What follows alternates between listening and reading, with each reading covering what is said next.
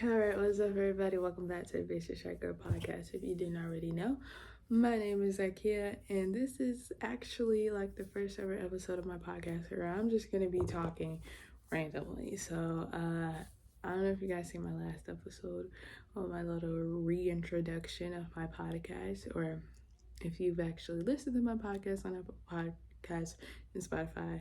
I'm glad you decided to come back and actually give my podcast a chance. And if you're coming from a TikTok video that I just made actually yesterday, I'm feeling better, but at the same time, I'm not, if that makes sense. I still got a smile on my face.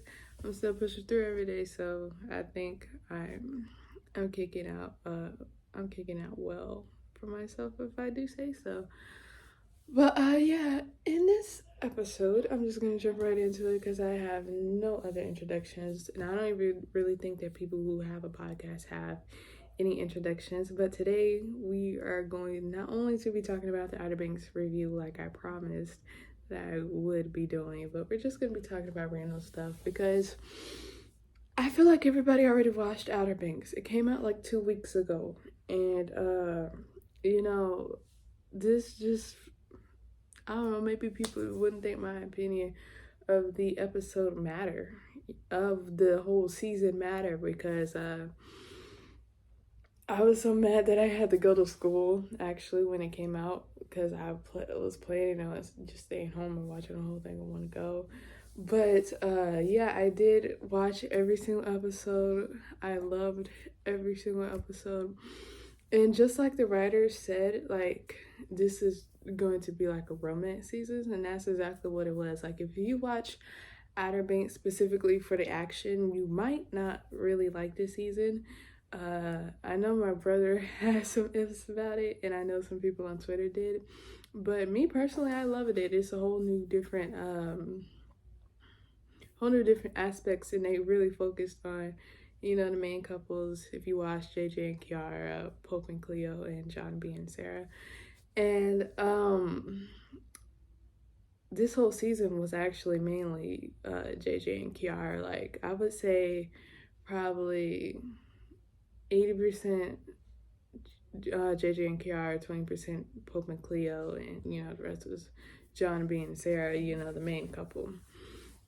But yeah, it started off like the first episode, if you watched, they had apparently been on Poglandia for a whole month, before they were rescued, and JJ and Kiara spent a lot of time together on Poglandia, and grew closer than they were from season 1 to season 2, where a lot of people thought that they hated each other because of the way that they were, but I never perceived that as JJ and I'm sorry for that. If you listen to my other episodes of my podcast, I said you're going to experience everything I experienced. So those background noises, I apologize so much. That's just my family, and my main fridge may go off at one point, and I just apologize for that. But anyways, back to JJ and Kiara. Yeah, just like some people, I was reading some reviews about it, and like some people actually thought that JJ and Kiara hated each other from previous seasons, and maybe they jumped too fast into a relationship in season 3, which I never, I never thought about their relationship like that. I mean, friends argue, friends make fun of each other. Like in season 2, when JJ had broke the wrong guy out of prison and Kiara was mad, like I would see that clip a lot, and people would say like Kiara hates JJ, which if I was a pogue and I was a part of that group, I would think he was stupid and dumb as well for that. And I guess this season it just focused on, the time that they grew closer, and that month they grew closer in Poglandia, and they had angst, they had, saving each other, and, Kiara's parents, which, oh, they are the absolute worst. Seriously, Pope is the only one who has the best parents in the entire show, because I'm not gonna lie, Kiara's dad, like, actually pissed me off this season. the way he would talk to JJ, and the fact that they had the people from the school that they sent Jiara to in season 3, Kitty Hawk. Yeah, that's what it was called. They had them like pretty much kidnap her. I was like, could that not be traumatizing? Like, why would you have that happen to your daughter when she told you she had already been kidnapped before when she was on the island? Like, that would be traumatizing for me, and I could never ever forgive my parents for that. And it's just like, I cannot wait for season 4. If you didn't already know, there's gonna be a season 4.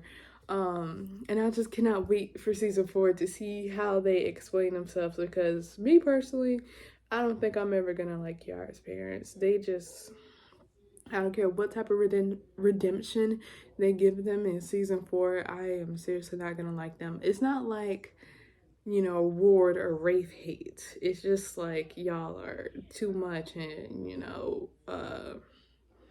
think you always like forcing your daughter to follow your ways, and the more you try to, I'm trying to put it into words, but the more you try to keep her away from stuff, I was like, those arguments that we're having in like so many episodes in season 3, like where she would talk to her parents, I was like, some of the conversations she would have with them, I was like, everything you're saying to her, everything he said about JJ is just gonna make her stay away. Me personally, it would make me, but their parents, there's always gonna think they know what's best for the child. But like I said, it is not Ward and Rafe hated, because they're pretty much killers. And if you've seen the last episode of Outer Banks season 3, Ward is officially off the show. He died trying to protect Sarah, even though he was trying to kill Sarah because she wouldn't go with him or wouldn't let him protect her from anything. And it's just, I actually, when Ward was like, when Rafe was plotting to kill him in season 3, I actually believed that Ward was actually trying to turn his life around, and that he would actually be like a redemption character. But like, of course, last episode, that completely turned around when he, pretty much pointed a gun at her. But I don't blame Sarah. I mean, like Madeline Klein, the actress who plays Sarah, said that she goes through some dark stuff, and like really like trying to protect yourself from your dad, obsessive dad who seems like he'll never change. Was some pretty dark stuff, and the fact that I actually started to believe it, like now I know better.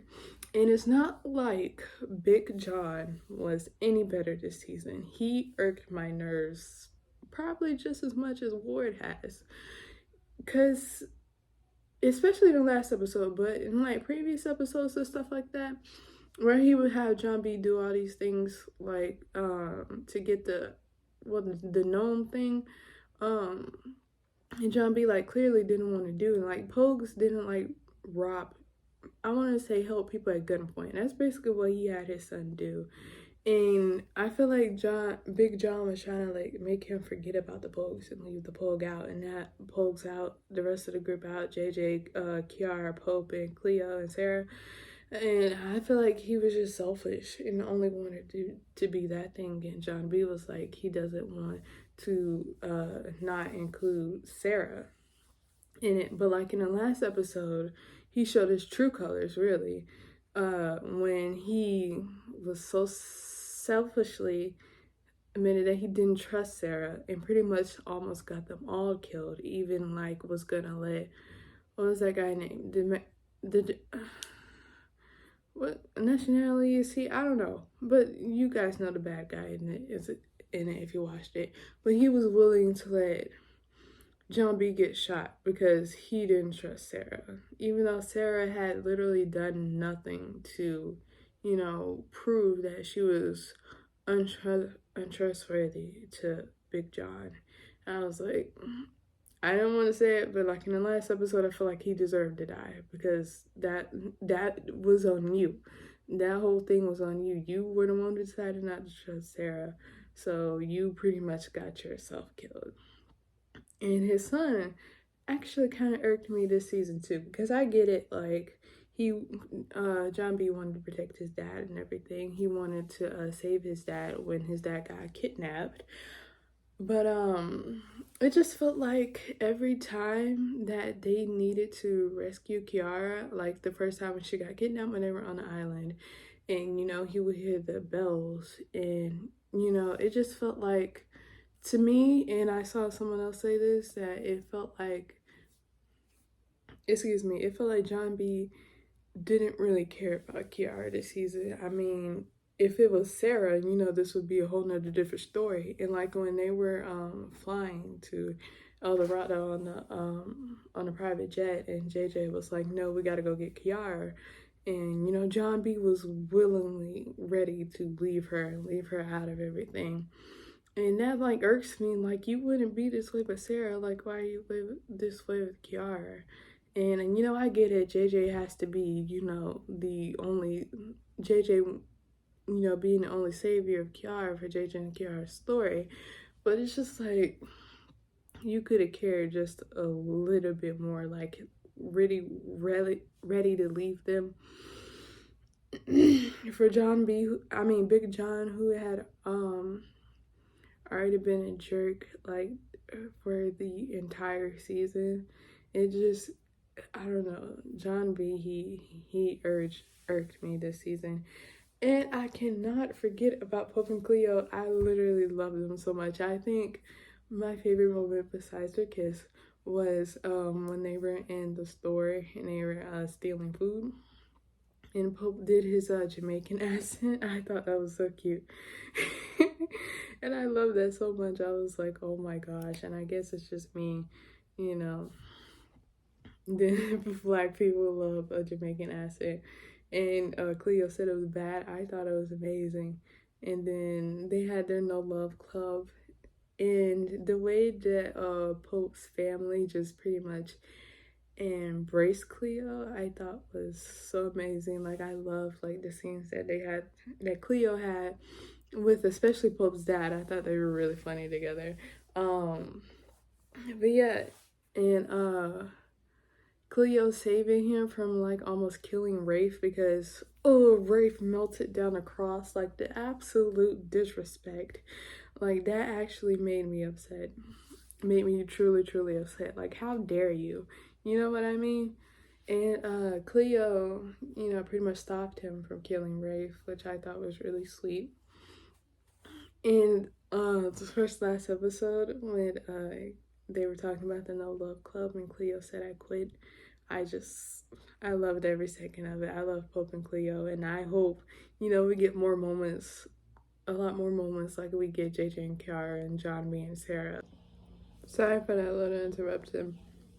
And my red lips, I was eating hot Cheetos. But yeah, like I said, I really do hope we get more of Cleo, Pope and Cleo, and a whole season of Cleo's backstory. I would think would make for a great fourth season. Who knows what they're gonna do with the fourth season. And Sarah, yeah, let's talk about Sarah. I feel like she's the only one I haven't talked about yet. Not gonna lie, I was a little upset with her, about Topper and everything, but if I'm being honest, I loved Sarah in this season. I feel like during the first and second season, she was kind of like iffy about being, well, they at least tried to make her iffy about being whether a kook or a pogue, and I feel like this season she proves she's very full on a pogue and wants to be full on pogue. And I mean, like, the way she played Topper, I think is kind of funny. In the last episode, well, not the last episode with Horace, the last episode, I think it was like 8 or something, when Topper was trying to press charges against John B for attacking him. And she basically, Topper is just that boy this season. The absolute disrespect burning down the chateau.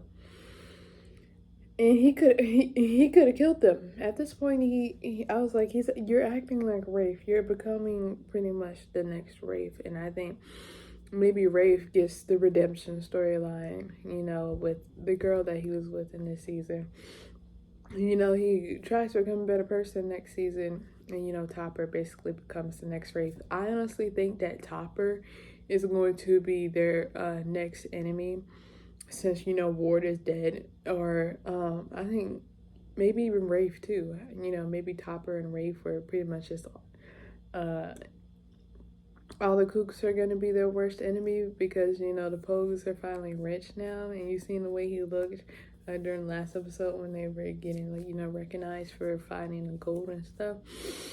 I really do believe he's going to be, you know, their worst enemy, and he's just like full on kook. I mean, when he helped them with the truck, he was like, "You guys, okay, we're going better, we're pitching."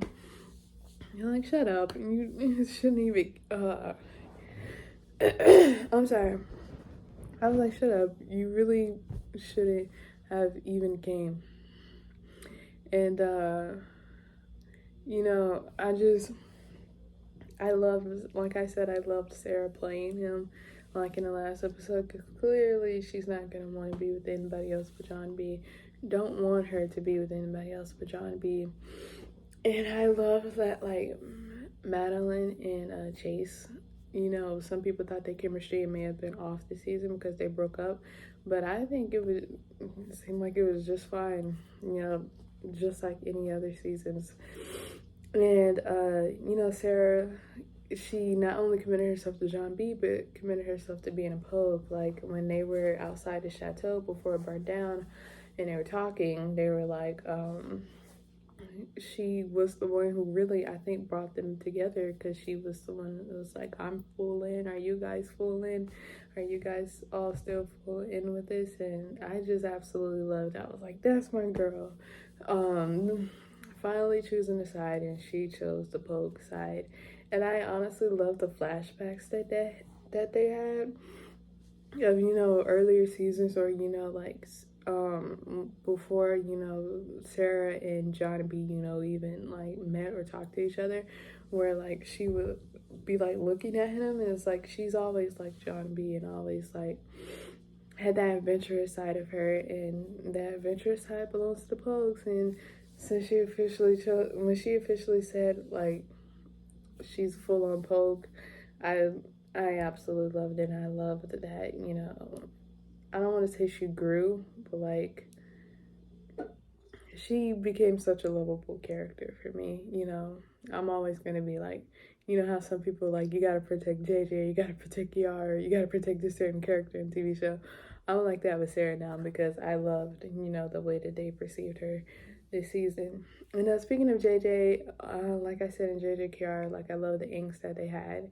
You know, JJ pretty much feeling in the early episodes, like see, like episode 2 and 3, like he's not worthy of Kiara, and you know he went on that bridge and like pretty much smashed the whole thing up. It like hurt my heart, because like his dad brought him so much hell, and who knows what he did to his mom, you know. And to feel like he's not worthy of that, like Kiara is showing him that he is, and you know she's the person to do that. And you know he's had a crush on her. If you watch season 1, he's had a crush on her before. And you know the fact that Kiara is the person to show him that he's worthy of love, because you know pretty much the Pogues are his only family and his only like definition of love and care. But now he has Kiara, and I don't really have much to say on Madison and Rudy, but I think they did a great job this season with JJ and Kiara in their chemistry and working through their story, and especially the writers, like, you know, taking us through aspects, and like every moment that they had, like the one on a boat, you know, the one at his house, they would talk about it. They wouldn't just leave it be. And you know, you don't get that with TV shows. They would drag it out for other TV shows will like drag out certain moments for like probably 2 or 3 episodes. But JJ and Kiara, they had a moment. They talked about it in that episode. Well, not the boat episode, but they talked about it the next episode, which I think was something really good to see. And I wish that I could see in other TV shows. And I talk a lot about JJ and Jiara in this episode because they were the main couple. I pretty much watched it only for them. Like, I'm sorry, but I was like, some moments, like, with Big John or John B, I was like, okay, get to JJ and Jiara. Like, I want to see what happened. Because it feels good to see when your ship is finally, having some sort of direction. Because me personally, I ship people who I think will never sometimes be together, or other people who watch the show won't think that they would be together. And if they do think they'll be together, it's probably like 6 people in total who would think they would be together, and that frustrates me. But like, finally I got one of my ships, sailed off the what was it, charter boat, I forgot what it was that JJ bought with his money. Yeah, they pretty much sailed off, and I am so glad. I cannot be more happy. Like, before the season came out, I was like, finally, I am at least getting one ship sailed off. Like, let me give you an example. Law and Order Organized Crime. I know everybody loves Jet. I know that. And I know some people think that Jamie is annoying sometimes, and he can be, believe me. And those are 2 people that I ship. And you want to know how frustrating that is? Because I feel like they would be such a cute couple. And, pretty much if you watch that show, Jet's relationship and all the other relationship everybody else wants her to be in. But, Jet and Jamie, it's just like I go on Twitter just to see if anybody agrees with me. And I swear it's only like 6 or 7 people, like I just said. And, like I said, that is frustrating because if you don't have people, shipping 2 type of people, then the writers aren't going to think to put them together. I saw this one tweet that said, I talk about Twitter. I'm sorry if I talk about Twitter a lot. But I saw this one tweet that said, if you're going to make Jet and Jamie the next Stabler and Benson, don't take them 25 years to figure it out. And I was like, yes, oh my gosh. Like, if they do that with Jet and Jamie, like, try to make them the next Olivia and Elliot, but have them wait, to figure it out just because they want them to be exactly like Elliot and Olivia, who are not even together right now, which they should be. And they pretty much baited us with that almost kiss. I'm gonna be mad. Like, I cannot wait 25 years. In 25 years, I'm gonna be in my freaking 40s waiting to see if Jet and Jamie get together. And I'm not gonna do that, I sometimes even feel like I'm too old to still be obsessed with the shows that I am. Like, I'm gonna be 20 years old in October of this year. And, I'm getting old, but, I just love ships. I guess it's because I've been single for a while. Not that I'm complaining, but yeah, it was, like I said, it was a great season for, all the couples, and mainly focus on that. And, it came out in February, Valentine's Day month, and so I think it was really good to focus on the couples and the romance, and I really do love the season. I kind of wish there was a little bit more action and adventure, but I feel like we're gonna get that next season, which I am excited for. And yeah, anyways, that is my review on season 3 of Outer Banks. I would love to know you guys' opinion on this season. I'm sorry for me moving around a lot. I'm nervous, but I would love to know you guys' opinion on season 3. And if you agree with me, if you don't agree with me, I won't argue with you in the comments. We're all entitled to our own opinions. Let's remember that. But yeah, if you did like this video, give it a thumbs up. Please subscribe to my podcast channel. I promise that I am going to try to push myself to post more episodes. It's just life has been tiring, and I'm just pushing through the day-to-day, and